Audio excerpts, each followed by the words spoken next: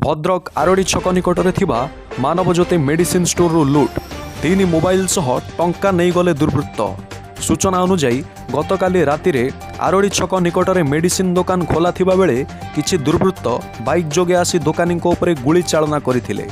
सौभाग्यवशत गुलीटी काहा देहरे न बाजी सीधा दोकान रे बाजिथिला। गुली शब्द शुणी दोकानी समेत अन्य पाख लोक माने भୟରେ दौड़ी पळाइथिले।